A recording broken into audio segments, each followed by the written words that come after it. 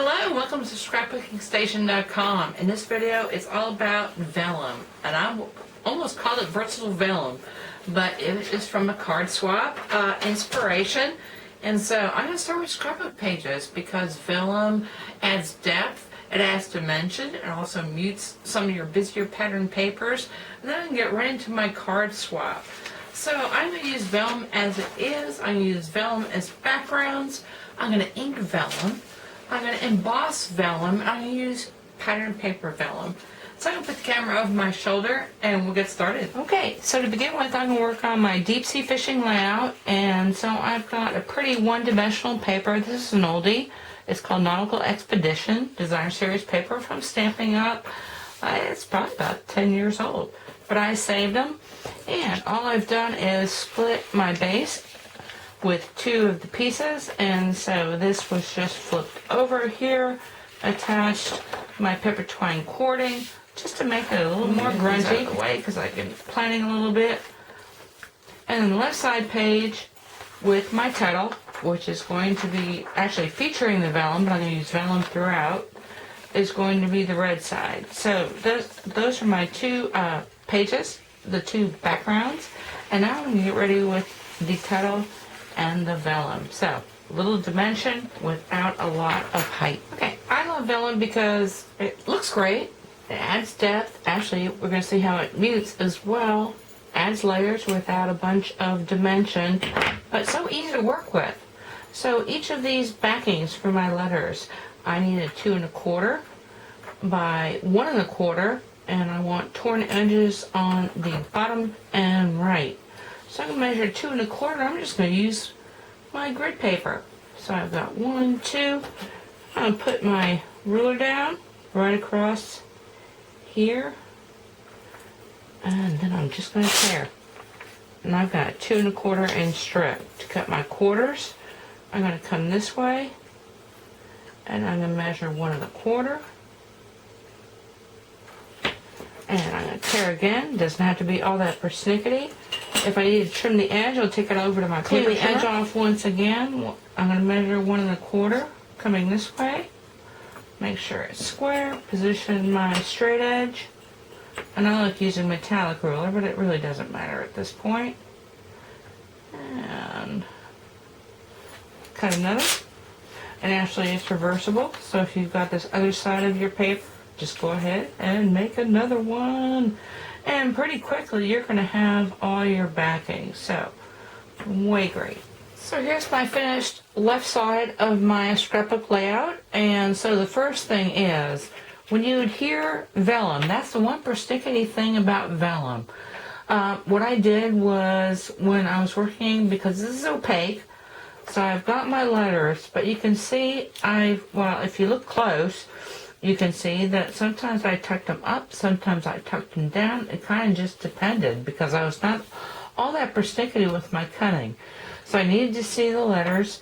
These go up and down, so really pretty. No glue is showing. Also, over in this corner, I've got a little thing, and again, when I attached the photo to the vellum, first off, I just glued behind the photograph, and when I attached it to my page, I glued behind the photographs yet again. So anyway, that's something to think about when I did my little tag, and I'm going to talk about my journaling here in a second. So I did this little tag, and I just glued behind this little twine piece. And then over here, you know, it's kind of a grungy looking layout, and so I think Nautical is really great with twine, and this is left over from my red, white, and blue, which I inked. So I've got some ink jute here and here. I've got some twine here. But when I ink this, I just put glue all over the place. Kind of a grunge thing. And the photographs, the larger photographs anyway, have been sanded off around the edges, inked around the edges. So let's look at the companion page. Okay, so here's my right side page, and man, there's so much to talk about. First off, embossing with your vellum. I used an embossing folder. This is a wood grain embossing folder, and I was going to brag about being able to do 2 layers at once. but it came across so broken. What I mean by broken is when I took 2 layers, this is a single layer, it tore. It tore. And so I want to add texture, and I will later in the video. And actually, I'm going to create a whole nother layout just because I know this. As it happens, it worked out for me because I wanted to tear those strips apart anyway. I've extended them this way. I've extended them this way. Let me lift up a little bit. I don't know if it's going to make any difference. But you can see when I put the vellum on the darker images, looks way pretty, and I was kind of hoping to get this effect over everything. I just glued all over the back because, again, it's kind of a grungy look, and so I wasn't worried about the glue showing through. There's another thing I know as well. So I've attached those all behind here. This is from Split Base Photos, and actually the whole sanding block thing, if you want to get more sanding, just crease your photos and use a sanding block or sandpaper and do that as well. As long as we've got all these pretty pattern papers, let's talk about this focal for just a second. It's got nothing to do with vellum. But what I've done is taken an image from my pattern paper, just trimmed it out. I wanted to stand out a little more, so I put some cardstock behind it. And I took some more of my pattern paper and put it here. And that's one thing I want to talk about, which has got nothing to do with vellum. If you've got a pattern paper like this, so you need a piece of it, because I very rarely use pattern paper in total. I've got this image. I know I like this image. I've got this border. I know I like this border. So if I need a piece of this paper, you know what? I can cut it here. Worst case, I can cut it here. It just kind of depends. And that goes with any pattern paper. So if you've got a piece like this has already been cut, I know I like to strip it this way. If you like borders and you need a piece of this, you know what? Cut this off and leave yourself with 12-inch borders. Anyway, that's just another little tip and trick.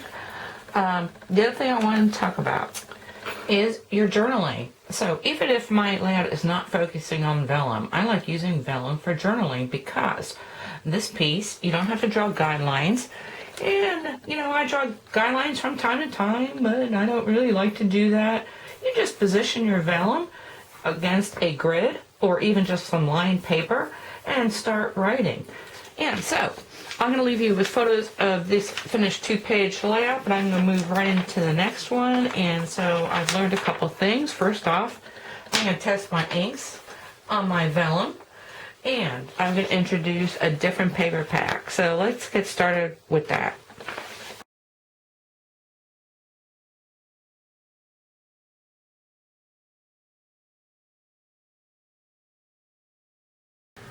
Honestly, at this point, I did not plan on coming back because it's not finished, but I've done a couple things. And so the first thing I've done is split up my pattern paper.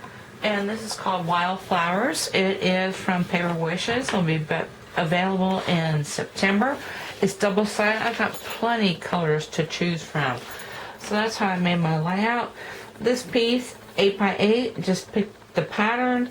Here I've got a busy pattern.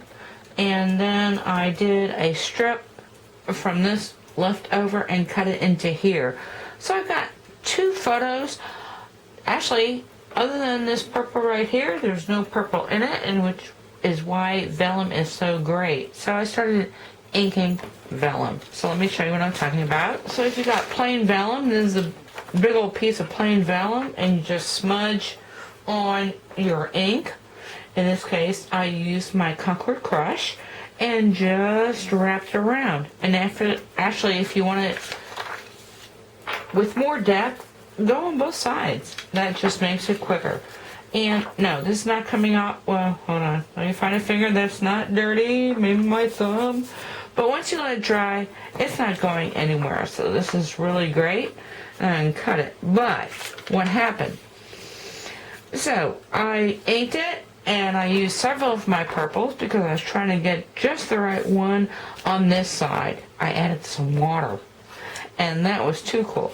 So once I added some water, you know what? I folded it on itself, and I put it here, and then I took it to my ironing board, and look at these images. Oh my gosh. Anyway, Maybe I'll use them in this lab, maybe I won't. But anyway, I'm going to finish up the rest of it and I'll be back.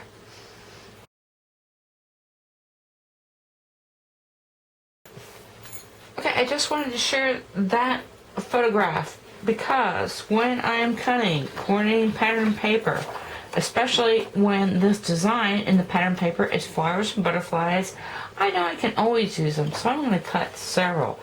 I've got purple suede, where I cut several.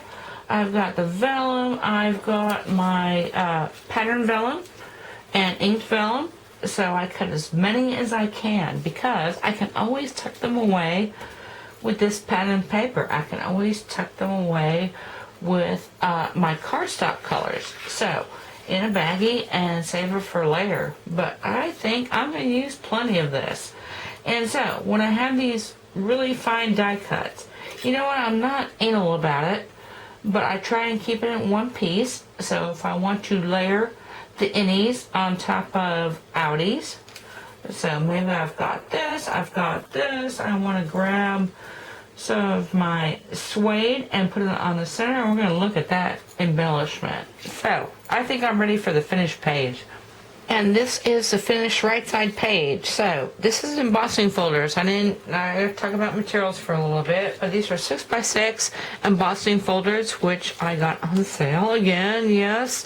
So I've got several patterns to choose from. This one I chose on this page, tilted it this way. This one I'm choosing on the companion and tilting it also. The other thing I wanted to talk about, this is 3 butterflies and 2 shadows. This also I got from Hot Off the Press. And what I want to show you is layers of vellum. So like I said, there is no purple in this photograph. And yet it is made to coordinate with these embellishments in this background paper. So 2 layers. I tossed in pearls. You can see here where I used my suede. This is an outside suede piece.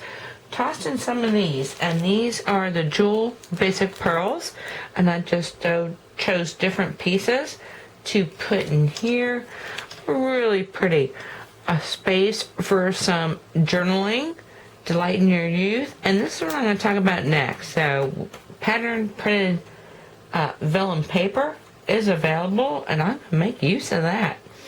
So anyway, I'm off to my swap because vellum all came from that, and that's what I'm talking about.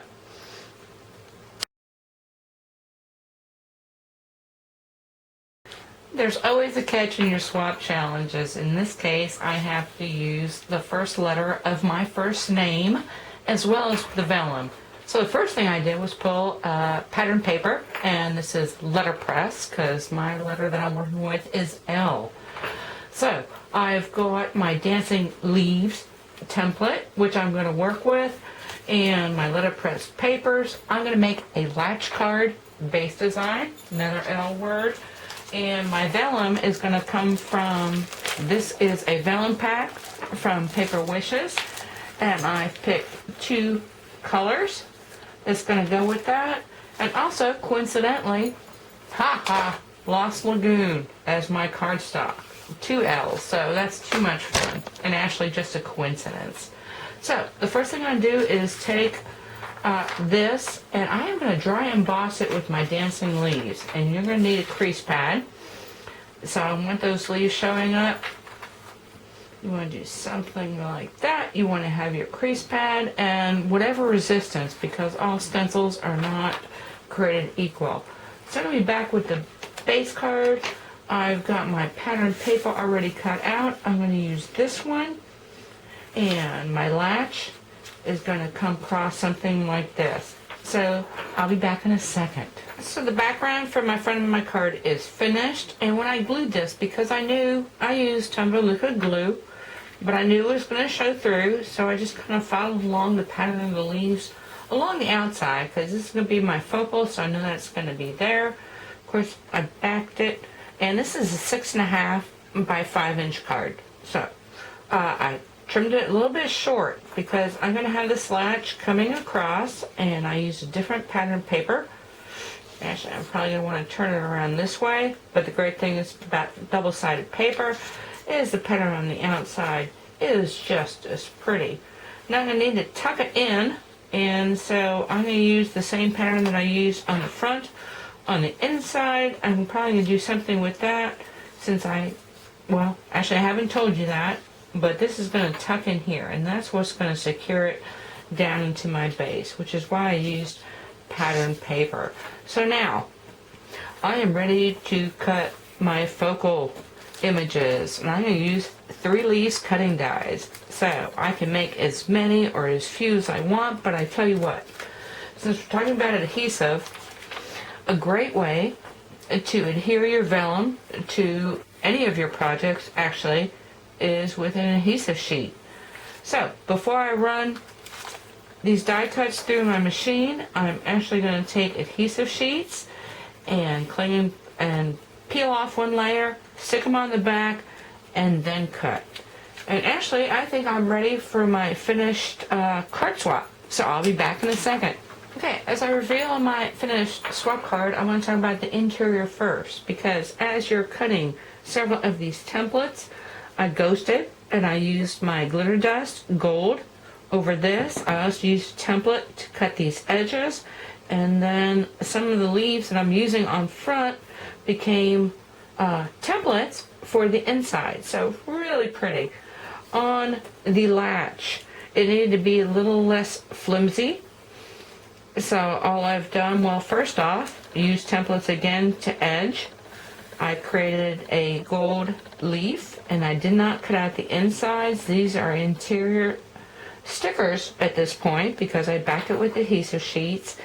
And my citations are heat embossed in gold and heat embossed in early espresso. So anyway, really pretty. So you ready for the front? So this is my finished latch card. So base card, pattern paper, I've got the dry embossed leaves, and then I've got my 3 leaves. And so I use them all over the place because I cut several. So again, gold with the innies from this guy. Just placed them on top. It's not always necessary that you punch out those interiors. That is a full leaf. So I've got that. I decided to add some buttons. This one I've got my baker's twine in here. I've got some pattern paper in here. And this one I just inked with gold Sharpie marker. So layer, layer, layer, layer, layer. I think I've got, well, we could count them, but there's at least 10 layers on the front. And this is just a couple of pieces of my thick baker's twine. So I rip them through, and that's really easy. You just want to pull one at a time. And I used the Hello Honey baker's twine and also the Lost Lagoon. So that's really pretty. And if you stick this into a white envelope, you should be shocked. So while I had my pieces out, this one I actually used, well, first off, when I sprayed it with glitter dust, that's the one I used to mask off. I don't know if you can see it. I'm going to try and flash it. But that's there. At the same time, I went ahead and did my Lost Lagoon, inked one of the medium-sized leaves. Here I inked an early espresso and then attached my vellum stickers. How pretty! But I'm not done. So this is a piece of my dunnage, and since I had that template, the last thing I did was use my gold embossing paste with my template on a pattern paper, and that's how I chose to line the envelope.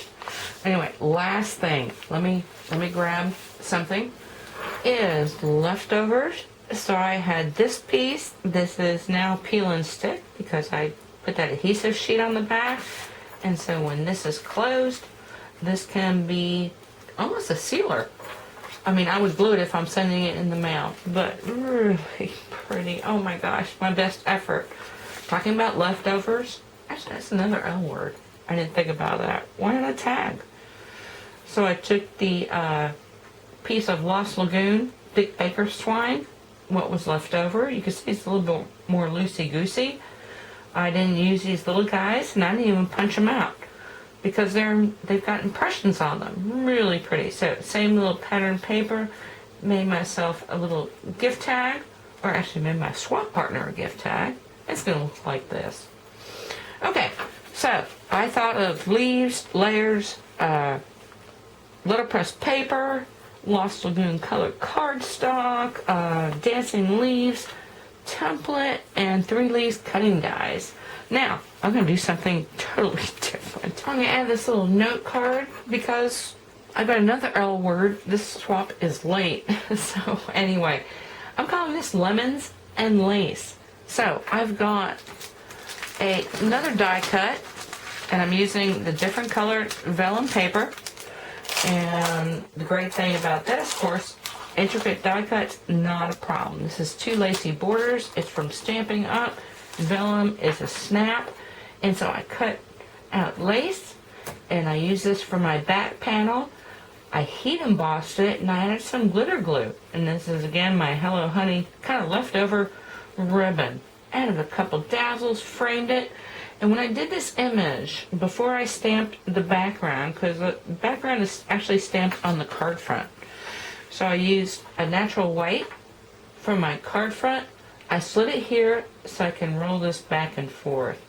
And then I've got a little punch, and it is this punch, and I actually want to do black pieces all over the place. You know what, cardstock, not so much fun. So I've got another layer actually of my vellum across here, centered it with dazzles in black and dazzles in gold.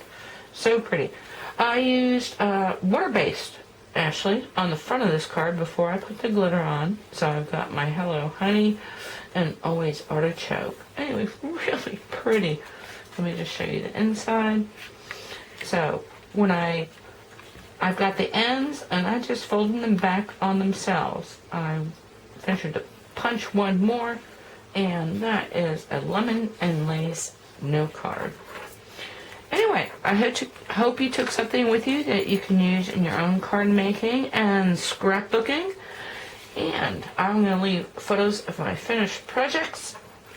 And thank you for watching.